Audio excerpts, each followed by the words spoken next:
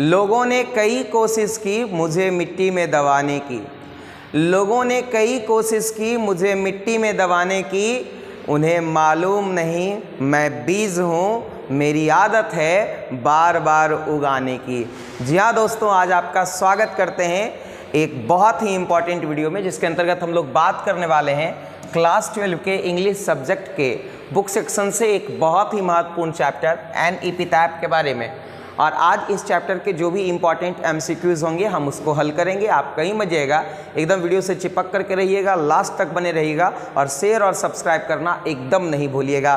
तो आइए आज के सेशन की शुरुआत करते हैं इस शानदार सवाल के साथ। आज का जो पहला सवाल हमारा है, एन एपिटैप इज़ रिटेन बाय। देखिए यहाँ पे क्या है कि एन एपिटैप जो पोएम है, ये पोएम जो है वह लिखी गई है, किन के द्वारा लिखी गई है ज़रा ध्यान दीजिएगा। तो एन एपिटैप पोएम जो है वह लिखी गई है वॉल्टर डिलामेर के द्वारा। किन के द्वारा लिखी गई है बाबू? वॉल्टर डिलामेर के द्वारा।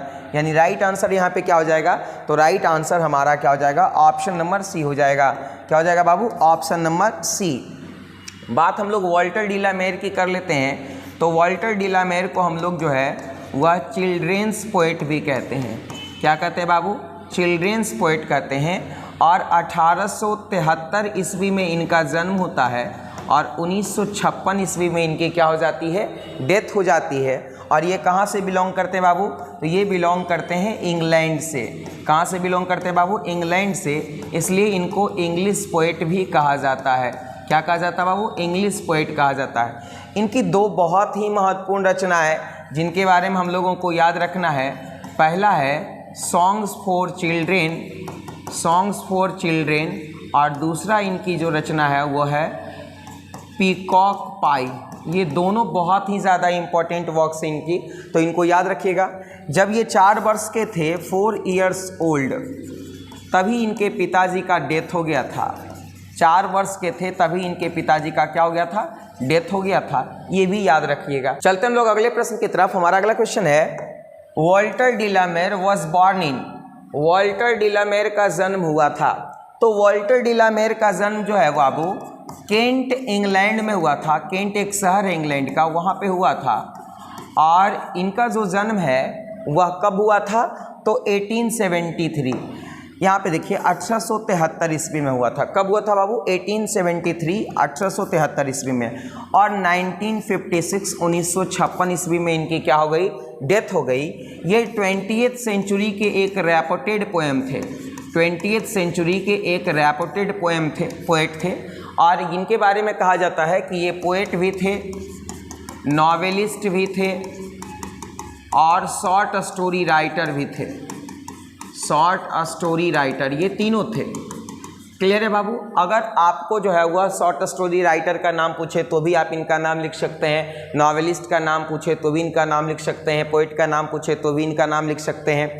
और ये विशेष रूप से जो है वह बच्चों से रिलेटेड, यानी child related composition, child related composition, इनकी जो रचना होती थी, इनकी जो रचना होती थी वो बच्चों से रिलेटेड होती थी, चिल्ड्रेन से रिलेटेड होती थी। क्लियर है ना? तो यहाँ पे राइट आंसर क्या हो जाएगा? ऑप्शन नंबर 1 हो जाएगा। बात हम लोग अगले प्रश्न की कर लेते हैं। Walter de la Mare died in. Walter de la Mare की जो है वह डेथ कब हुई? तो इनका जन्म 1873 में और डेथ कब हुई बाबू? तो 1956, 1956 में। 1956, 1956 में इनकी क्या हो गई थी? डेथ हो गई थी। अगले प्रश्न की तरफ चलते हैं। The poetry refers to. Poetry में जो है वह बात की गई है, किसके बारे में बात की गई है? तो पोएट्री में जो है वह बात की गई है एन इंस्क्रिप्शन ऑन टॉम। देखिएगा यहाँ पे ध्यान से, इंस्क्रिप्शन ऑन टॉम के बारे में। चूंकि पोएट्री में एपिटैफ के बारे में बात की गई है, और एपिटैफ का मतलब होता है क्या? N inscription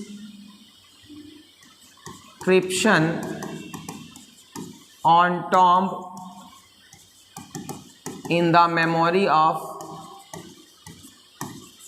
a dead body।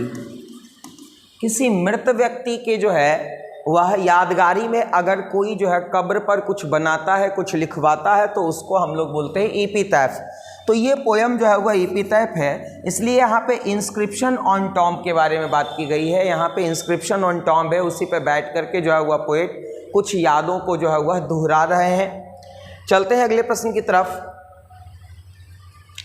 The word वैनिसेज stand for, ये देखिए बहुत इंपॉर्टेंट वर्ड, सिनोनिम है आपका। सिनोनिम से बहुत ज़्यादा क्वेश्चन रहता है, आपको याद रखना है। वैनिसेज का मतलब होता है विलुप्त हो जाना, विलुप्त हो जाना या समाप्त हो जाना। वैनिसेज का मतलब क्या होता है? विलुप्त हो जाना, समाप्त हो जाना। तो कौन सा शब्द है जो इसका सिनोनिम है? तो देखिए एपिटैफ का मतलब तो जानते हैं क्या होता है, एन इंस्क्रिप्शन ऑन टॉम, इसका मतलब तो जानते ही हैं। डिसअपियर्स का मतलब होता है विलुप्त हो जाना, यानी राइट आंसर हमारा क्या हो जाएगा, ऑप्शन नंबर बी हो जाएगा, डिसअपियर्स। बाकी हम लोग जानते हैं कि डाई का मतलब होता है मरना। यहाँ पे अगर पोएम के संदर्भ में देखें तो यहाँ पे एक शब्द आएगा क्रम्बल, इसका सिनोनिम। नॉट कॉमन का मतलब होता है क्या, रेयर, जो दुर्लभ है, जो कहीं नहीं मिलता है।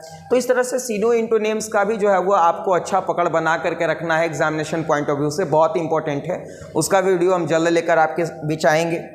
अगले प्रश्न की तरफ चलते हैं। सॉन्ग्स फॉर चिल्ड्रेन, बहुत ही इंपॉर्टेंट क्वेश्चन है, याद रखिएगा। Songs for children and peacock pie, songs for children and peacock pie are written by, बहुत ही अच्छा क्वेश्चन है बाबू। सॉन्ग्स फॉर चिल्ड्रेन और पीकॉक पाई किसने लिखी? तो सॉन्ग्स फॉर चिल्ड्रेन और पीकॉक पाई जो है वह वाल्टर डी ला मेयर महोदय ने लिखी। तो वाल्टर डी ला मेयर महोदय ने लिखी, इसीलिए इनको हम लोग जो है वह चिल्ड्रेंस पोएट के नाम से भी जानते हैं। इनको किस पोएट के रूप में जानते हैं बाबू? चिल्ड्रेंस पोएट के रूप में। बात जॉन किट्स की कर लेते हैं तो इनको हम लोग रोमांटिक पोएट के रूप में जानते हैं। किस पोएट के रूप में जानते हैं बाबू? रोमांटिक पोएट के रूप में जानते हैं। महात्मा गांधी को हम लोग बापू या फादर ऑफ नेशन के नाम से जानते हैं, फादर ऑफ नेशन के नाम से जानते हैं। और यहाँ पर देखिए इस प्रकार से हम लोगों को सारी चीज़ें याद रखनी है। चलते हैं अगले प्रश्न की तरफ। क्वेश्चन है the word crumble means, crumble का मतलब होता है मरना, समाप्त होना। देखिएगा यहाँ पे क्रम्बल का कौन सा अर्थ है, सिनोनिम कौन है क्रम्बल का? बहुत बार ये क्वेश्चन पूछा गया है। तो क्रम्बल का सिनोनिम कौन हो जाएगा बाबू? तो यहाँ पे देखिए क्या है, डेथ। क्रम्बल का सिनोनिम क्या हो जाएगा? डेथ। क्रम्बल का सिनोनिम डेथ, या यहाँ पे डाई लिखना ज़्यादा अच्छा होगा, डाई। क्लियर है ना? राइट आंसर यहाँ पे क्या हो जाएगा? ऑप्शन नंबर 1 हो जाएगा। अगले प्रश्न की तरफ चलते हैं। The poet new a lady who is now, कवि जो है वह एक महिला को जानते हैं जो कि अब क्या है? तो कवि एक महिला को जानते हैं जो कि अब इस दुनिया में नहीं है, वो मर गई है, वो कब्र के नीचे है, और उसी कब्र पे बैठ करके पोएट उसको क्या कर रहे होते हैं? याद कर रहे होते हैं। यानी कवि जो है वह एक ऐसी महिला को जानते हैं जिसका कि अब डेथ हो चुका है, जो इस दुनिया में अब नहीं है, और कभी जो है वह कभी उसको बहुत पसंद किया करते थे। यहाँ पे राइट आंसर ऑप्शन नंबर क्या हो जाएगा? सी हो जाएगा। यानी वो महिला अब क्या हो चुकी है? मर चुकी है। अगले प्रश्न की तरफ चलते हैं। हमारा अगला क्वेश्चन क्या कहता है? पोएट थिंक्स दैट, देखिए यहाँ पे कवि सोचते हैं कि dash is not ever lasting. देखिए कौन सी ऐसी चीज़ है जो शाश्वत नहीं है, जो अमर नहीं है, वो समाप्त हो जाती है? कौन सी ऐसी चीज़ है? तो देखिए यहाँ पे पोएट इस पोएम में कहते हैं, एन एपिटैफ में कहते हैं कि beauty vanishes, beauty passes, however rare rare it be. Poet यहाँ पे कहते हैं कि सुंदरता जो है वह क्या होती है? विलुप्त हो जाती है, समाप्त हो जाती है, चाहे वो कितना भी यूनिक क्यों ना हो, कोई कितना भी सुंदर क्यों ना हो, समय के साथ जो है वह क्या होता है? समाप्त हो जाता है। तो यहाँ पर जो है वह क्या है कि पोएट जो है वह ब्यूटी के बारे में बात कर रहे हैं, सुंदरता के बारे में बात कर रहे हैं कि सुंदरता जो है वह समय के साथ क्या हो जाती है बाबू? समाप्त हो जाती है, चाहे वो कितना भी रेयर क्यों ना हो। तो राइट आंसर यहाँ पे क्या हो जाएगा? ऑप्शन नंबर बी हो जाएगा। अगले प्रश्न की तरफ चलते हैं। Poet feels after his death nobody will dash this lady of the west country. अच्छा क्वेश्चन है कि पोएट ये महसूस करते हैं कि उनके मरने के बाद, यानी कवि के मरने के बाद, जब कवि इस दुनिया में नहीं रहेंगे, तो इस सुंदर महिला को, पश्चिमी देश की जो ये खूबसूरत महिला है, इसको कौन याद करेगा? यही बात को लेकर के पोएट को दुविधा है, संशय है। पोएट एकदम श्लेष में जी रहे हैं कि मेरे मरने के बाद इसकी सुंदरता को कौन याद करेगा, मेरे मरने के बाद इसे कौन याद करेगा, मतलब कोई याद नहीं करेगा, ऐसा पोएट को लग रहा है। तो देखिए यहाँ पे क्या है, poet feels after his death nobody will remember this lady of the west country. यहाँ पे देखिए थोड़ा सा सुधार लीजिएगा, वेस्ट कंट्री। अब देखिए यहाँ पे क्या है कि कवि कहते हैं क्या कि मेरे मरने के बाद जो है वह पश्चिमी देश की इस महिला को जो है वह कोई याद नहीं करेगा। तो राइट आंसर क्या हो जाएगा यहाँ पे बाबू? Right answer option number B हो जाएगा, रिमेंबर। क्या हो जाएगा? रिमेंबर। क्लियर है ना? चलते हैं अगले प्रश्न की तरफ। अगला क्वेश्चन है Walter de la Mare is known as.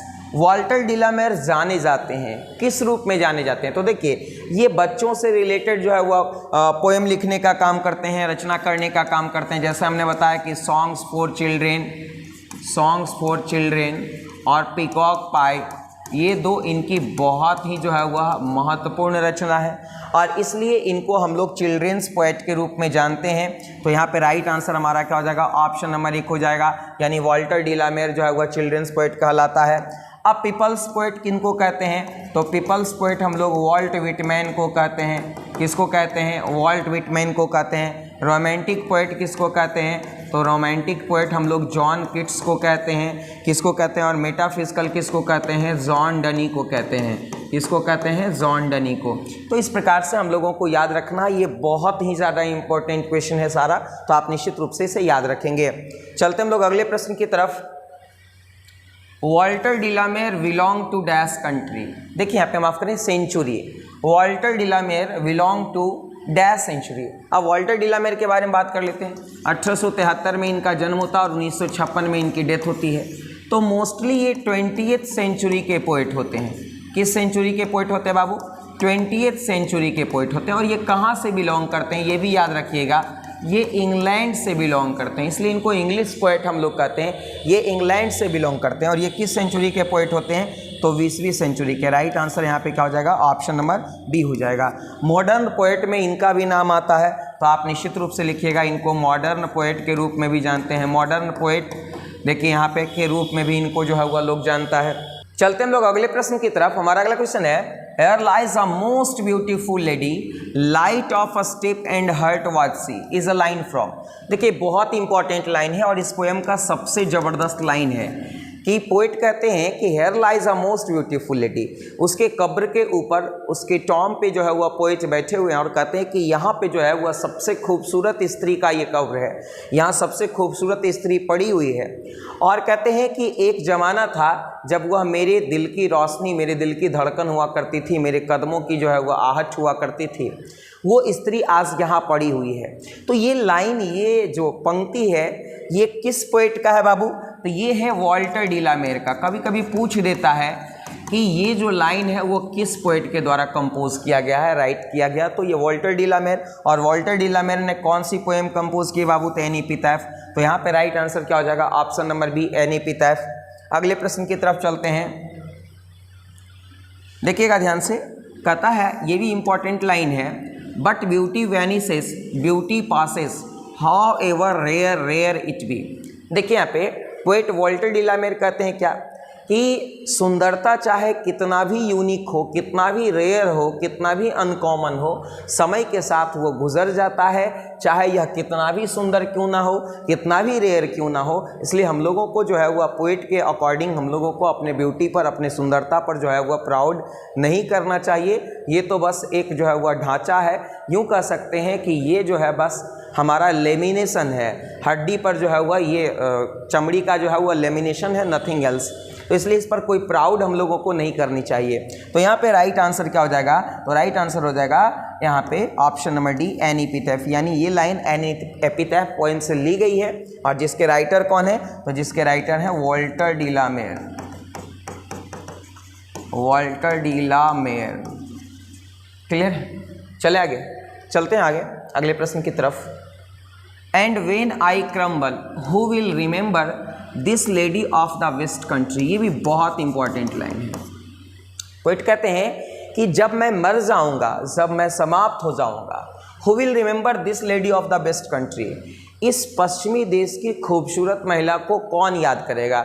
यानी मरने के बाद इसके कब्र पर आने वाला कोई नहीं मिलेगा, मेरे मरने के बाद कोई इसको याद करने वाला नहीं मिलेगा। तो ये लाइन जो है वह कौन से पोएट बोल रहे हैं बाबू? तो ये लाइन जो है वह वॉल्टर डिलामेर महोदय बोल रहे हैं, वॉल्टर डिलामेर महोदय। और वॉल्टर डिलामेर महोदय ने कौन सी पोएम लिखी? तो एपिटैफ लिखी है, एपिटैफ। तो राइट आंसर क्या हो जाएगा यहाँ पे, ऑप्शन नंबर 1 हो जाएगा एन एपिटैफ। क्लियर है क्या? चले आगे अगले प्रश्न की तरफ। अगला प्रश्न हमारा क्या कहता है, the poetic device which is used in the poem. देखिए कौन सा पोएटिक डिवाइस यहाँ पे यूज़ किया गया। पोएटिक डिवाइस का मतलब यहाँ पे हम लोग कह सकते हैं फिगर ऑफ अ स्पीच। कौन सा फिगर ऑफ अ स्पीच यहाँ पे इस्तेमाल किया गया है। तो देखिए यहाँ पे क्या है कि पोएट जो है वो यहाँ पे दुविधा को दिखा रहे हैं। इस कविता में दुविधा है, इनके मन में संशय है, इनके मन में क्या है, दुविधा है, इनके मन में संशय है। और ये दुविधा और संशय जो होता है वो एम्बिग्विटी होता है। एम्बिग्विटी का मतलब होता है दुविधा और संशय। यहाँ पे पोएट कह रहा है ना कि who will remember this lady when I will crumble. देखिए यहाँ पे कि पोएट कहते हैं when I crumble who will remember this lady, जब मैं मरूंगा तो इसे कौन याद करेगा। मतलब उनको लग रहा है, वो संशय में है, वो परेशान है कि उनको याद करने वाला कोई नहीं मिलेगा। तो एम्बिग्विटी का मतलब होता है क्या, संशय या दुविधा। अब देखिए पर्सोनिफिकेशन का मतलब क्या होता है। तो पर्सोनिफिकेशन भी एक फिगर ऑफ अ स्पीच है जो मानवीकरण से रिलेटेड है। जैसे देखिए हम लोग, देखिए जैसे हम लोग बोल सकते हैं, यहाँ पे ध्यान से देखेंगे कि the camera likes her, camera उसे पसंद करता है। तो कैमरा उसे पसंद करता मतलब कैमरा उसका पीछा नहीं छोड़ता या वो कैमरा का पीछा नहीं छोड़ती। सिमिली हम लोग बोलते हैं। सिमिली में क्या होता है कि जब हम लोग किसी की तुलना किसी से करते हैं तो सी इज़ एज ब्यूटीफुल एज रोज, वह उतना ही सुंदर है जितना गुलाब। इसमें सो, लाइक और एज आपको दिखेगा। मेटाफर के बारे में आपको बताएं, देखिए यहाँ पे Subhash Chandra Bose was the lion of India. तो इस तरह से हम लोग जो है ये इसका स्पेशल वीडियो लेकर एक आपके बीच आएंगे बहुत जल्द। अगले प्रश्न की तरफ चलते हैं। The tone of the poem an epitaph means to. देखिए इस कविता का टोन क्या है, इस कविता का जो टोन है, एपिटैफ पोएम का जो टोन है वो क्या है। तो देखिए पोएट जो है ना काफ़ी उदास हैं और उसके कब्र पर बैठ कर के जो है वह उसको याद कर रहे हैं, दुविधा में है, एकदम श्लेष में है कि अब क्या होगा, मेरे मरने के बाद कौन इसको याद करेगा, कितनी सुंदर थी, मर गई, सुंदरता समय के साथ समाप्त हो जाता है। तो कहीं ना कहीं जो है वह पोएट सैड है। इसलिए ये कविता का, इस पोएम का जो टोन है वो टोन जो है वह किसका है, मेलांचली। यहाँ पर राइट आंसर क्या हो जाएगा, ऑप्शन नंबर बी मेलांचली। मेलांचली का मतलब क्या होता है बाबू, उदासी। यानी इस कविता का जो टोन है वो उदासी का है। राइट आंसर वहाँ पे ऑप्शन नंबर बी होगा। अगले प्रश्न की तरफ चलते हैं। वॉल्टर डिलामेर वॉल्टर डिलामेर थे। तो वॉल्टर डिलामेर देखिए क्या है, यहाँ पे ध्यान से देखिएगा। वॉल्टर डिलामेर पोएट भी हैं, नॉवेलिस्ट भी हैं और शॉर्ट स्टोरी राइटर भी हैं। यानी वॉल्टर डिलामेर तीनों हैं। तो यहाँ पे राइट आंसर क्या हो जाएगा, option number D all of these, यानी उपरोक्त सभी। वॉल्टर डिलामेर पोएट, नॉवेलिस्ट और शॉर्ट स्टोरी राइटर तीनों रहते हैं। अगले प्रश्न की तरफ चलते हैं। क्वेश्चन है Walter de la Mare received the Order of Merit with Queen Elizabeth second in. देखिए वॉल्टर डिलामेर को एक अवार्ड दिया गया था, उस अवार्ड का नाम है ऑर्डर ऑफ मेरिट। और ये पुरस्कार उनको क्वीन एलिजाबेथ द्वितीय ने दिया था। कब दिया था बाबू, तो उनको 1953 में दिया था। कब दिया था बाबू, 1953 में। देखिए पुरस्कार से संबंधित क्वेश्चन पूछा जाता है तो आप इसे थोड़ा सा याद रखेंगे कि किस पोएट को कौन सा पुरस्कार कब मिला है। चलते हैं अगले प्रश्न की तरफ। वॉल्टर डिलामेर जो है वह थे। तो वॉल्टर डिलामेर जो है वह पोएट भी थे, नॉवेलिस्ट भी थे और शॉर्ट स्टोरी राइटर भी थे। यानी ऑल ऑफ दीज यहाँ पे राइट आंसर होगा, यानी सभी थे। क्लियर है बाबू, कोई डाउट है क्या? चलते हैं अगले प्रश्न की तरफ। हमारा अगला क्वेश्चन क्या कहता है, who is known for his sensitive concern with the world of children. किनको जो है वह बच्चों के संसार से रिलेटेड संवेदनशीलता के लिए जाना जाता है, यानी बच्चों के संसार के प्रति संवेदनशीलता के लिए जाना जाता है। तो ये हैं आपके कौन, तो ये हैं आपके वॉल्टर डिलामेर। कि वॉल्टर डिलामेर को जो है वह बच्चों से रिलेटेड बच्चों के कंसर्न के लिए इनको जाना जाता है। राइट आंसर यहाँ पे क्या हो जाएगा, ऑप्शन नंबर बी हो जाएगा। तो दोस्तों उम्मीद करते हैं कि आज का ये वीडियो आपको काफ़ी अच्छा लगा होगा, आपको बहुत मज़ा आया होगा और आप पूरा एंजॉय किए होंगे। तो आप एक बार वीडियो को लाइक कर दीजिए, दोस्तों के साथ शेयर कर दीजिए और यदि आप हमारे चैनल पर नए हैं तो सब्सक्राइब करके बेल आइकन को दबा दीजिए ताकि लेटेस्ट नोटिफिकेशन आप तक सबसे पहले पहुँचे। तो आज के लिए इतना ही, अपना ख्याल रखिएगा, बहुत बहुत धन्यवाद।